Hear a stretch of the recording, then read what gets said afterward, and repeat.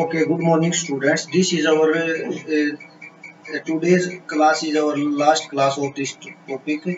Chapter number 1, Constitution, Why and How. Institutional arrangement is the last topic, page number 20. The third factor ensuring effectiveness of a constitution is a balanced arrangement of the constitution of government. Means Indian constitution का जो third factor है वो क्या है? Balance of institutional means judiciary, executive and legislature सभी के बीच में बैलेंस ऑफ पावर होना, स्टेट्स एंड सेंट्रल गवर्नमेंट्स के बीच में बैलेंस ऑफ पावर होना. The basic principle is that government must be democratic and committed to the welfare of the people.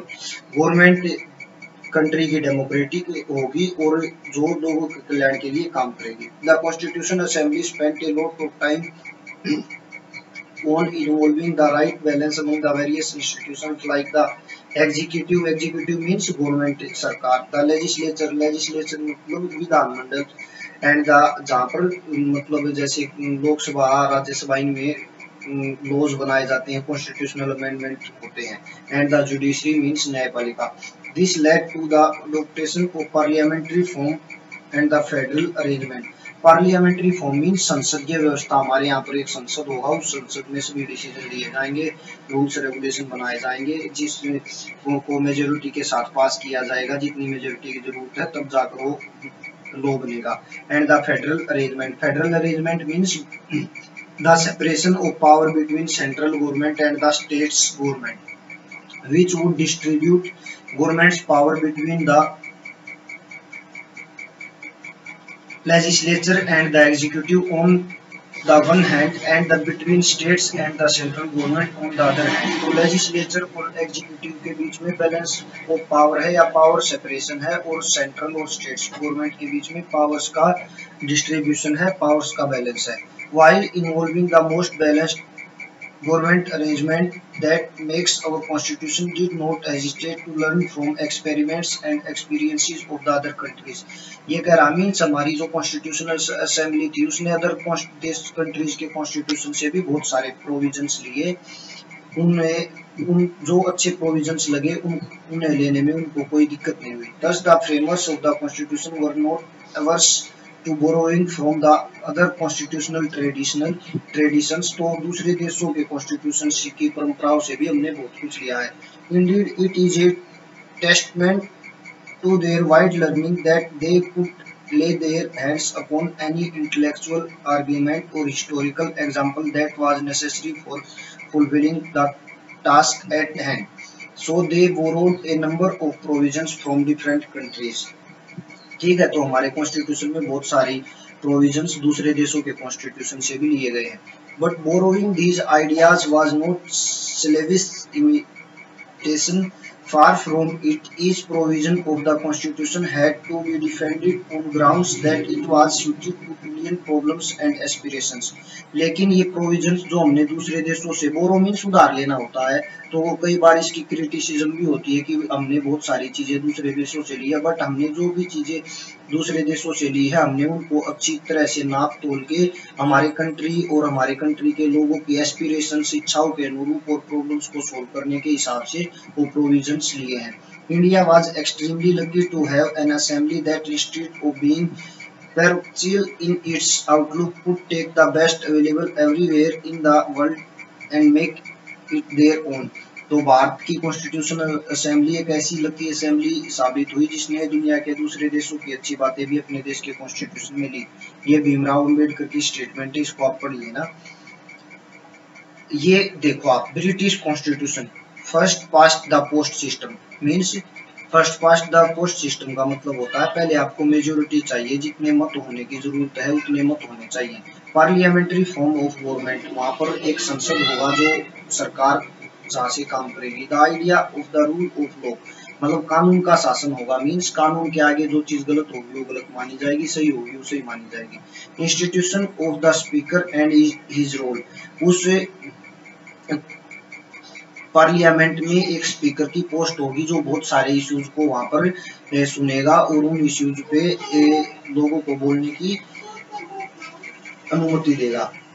Law making procedure, कानून बनाने की एक प्रक्रिया होगी कि किस तरह से कानून बनेगा। पहले लोकसभा में आएगा या राज्यसभा में आएगा, कौन सा कानून राज्यसभा में नहीं आ सकता, इस तरह से। अब ये आयरिश कॉन्स्टिट्यूशन ये कह रहे हैं कि जहां जहां से जो जो हमने लिए हैं वो चीजें बता रहा है, ये आप पढ़ लेना। जैसे फ्रेंच रिवॉल्यूशन आपने 10th में पढ़ा है।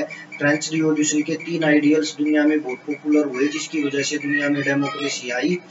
Principles of liberty, equality and fraternity, मतलब स्वतंत्रता, समानता और भाईचारे, बंधुत्व का जो सिद्धांत थे वो फ्रांस से आए। ठीक है, ये सारी चीजें आप देख लेना, कौन सी चीजें कहाँ से ली गई है, बहुत इंपॉर्टेंट है एमसीक्यू के लिए भी और वैसे कंपटीशन एग्जाम के लिए। Conclusion is very important, so you have to revise it twice और quarter of time. It is a tribute to the wisdom and foresight of the makers of the Constitution that they presented to the nation a document that enshrined fundamental values and highest aspirations shared by the people. तो हमारे देश का जो एक बहुत बुद्धिमत्ता का जो प्रतीक है संविधान, उसमें बहुत सारी हाई लेवल की एस्पिरेशंस और वैल्यूज को शामिल किया गया है जो लोगों के लिए है। This is one of the reason why this most intricately crafted document has not only survived but become a living document। मतलब ये कॉन्स्टिट्यूशन हमारा ये नहीं सर्वाइव तो करता ही रहा, बट एक लिविंग डॉक्यूमेंट भी है, जिस टाइम के अकॉर्डिंग हम इसमें चेंज भी कर सकते हैं। India's constitution is a unique document which in turn became a exemplar for many other constitutions, most notably south Africa. तो हमारा कॉन्स्टिट्यूशन एक यूनिक कॉन्स्टिट्यूशन है।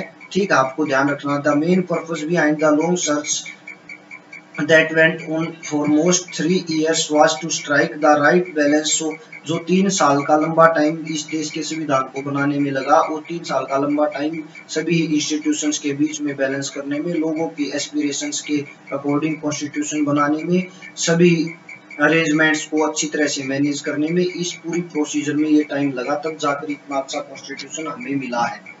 तो इसके अलावा जो सारी चीजें हैं आप नेक्स्ट चैप्टर्स में पढ़ोगे।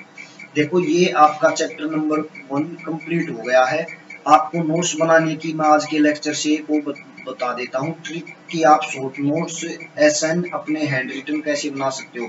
एनसीईआरटी जो बुक के साइड में स्पेस देती है, आपको किसी ने नहीं बताया तो वो इसलिए है, मान लो आपने ये सामने जो पैराग्राफ दिख रहा है ये आपने पढ़ा, पढ़ने के बाद हर टाइम आपको इतना टाइम तो होगा नहीं कि आप इसको दोबारा से पूरी बुक को रिवाइज करने लग जाओ।